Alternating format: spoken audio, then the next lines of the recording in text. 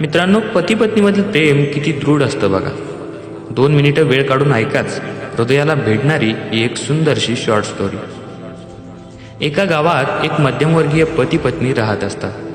नुकतंच लग्न झालेलं, मात्र एन्जॉय करण्याच्या त्या दिवसात आर्थिक परिस्थिती बेताची असल्यानं हाऊसमौज, सिनेमा इत्यादी त्यांच्यासाठी अशक्यच होतं. तरी एकमेकांवर नितांत प्रेम असल्याने संसार सुरळीत चालू असतो. पत्नी दिसायला सुस्वरूप, केस तर इतके सुंदर आणि लांब की साक्षात सुकेशिनी. एके दिवशी कामावर निघण्याची तयारी करताना अचानक पतीच्या घड्याळाचा पट्टा तुटला आणि घड्याळ जमिनीवर पडून बंद पडलं. इतक्यात पत्नी त्याला टाटा करायच्या निमित्ताने आलेली असते. ती म्हणते, अहो, माझा कंगवा सकाळीच तुटलाय, तुम्ही येताना नवीन घेऊन येता का?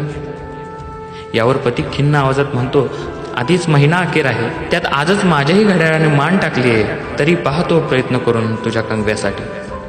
लांब केस असल्याने साधा कंगवा तिला उपयोगी नसायचा. थोडा भारीच घेतला तर केस विंचरणं सोपं जायचं, पण महिना अखेरनं सगळ्या विचारांवर पाणी पडलं. ती नकळत थोडीशी दुःखी झाली. तोही बिचारा खालमानेने कामावर गेला. दिवसभर तो बैचैन होता.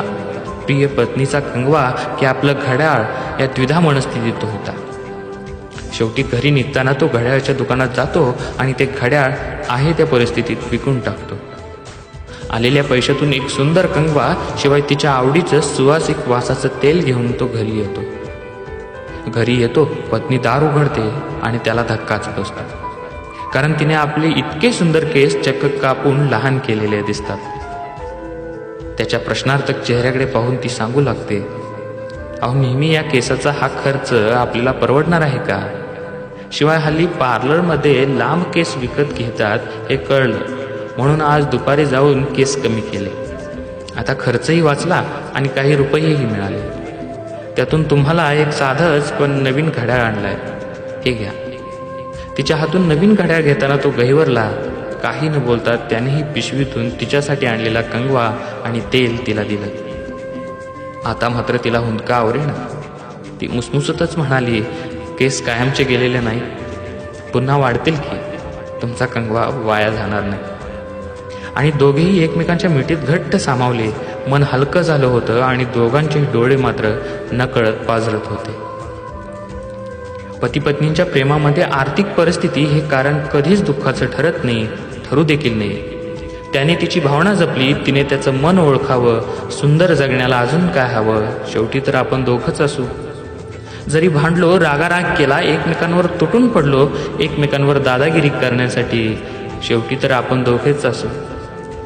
जे बोलायचं ते बोल, जे करायचं ते कर, एकमेकांचे चष्मे शोधण्यासाठी, शेवटी तर आपण दोघेच असू. मी रुसलो तर तू मला म्हणव, तू रुसलीस तर मी तुला म्हणवीन, एकमेकांचे लाड करण्यासाठी, शेवटी तर आपण दोघेच असू. जेव्हा नजर कमी होईल, स्मरणशक्ती पण कमी होईल, तेव्हा एकमेकांमध्ये शोधण्यासाठी, शेवटी तर आपण दोघेच असू. गुडघेदुखी जेव्हा वाढेल, कुठे बाहेर फिरणंही थांबेल, तेव्हा एकमेकांच्या पायाची नखं कापण्यासाठी, शेवटी तर आपण दोघेच असू.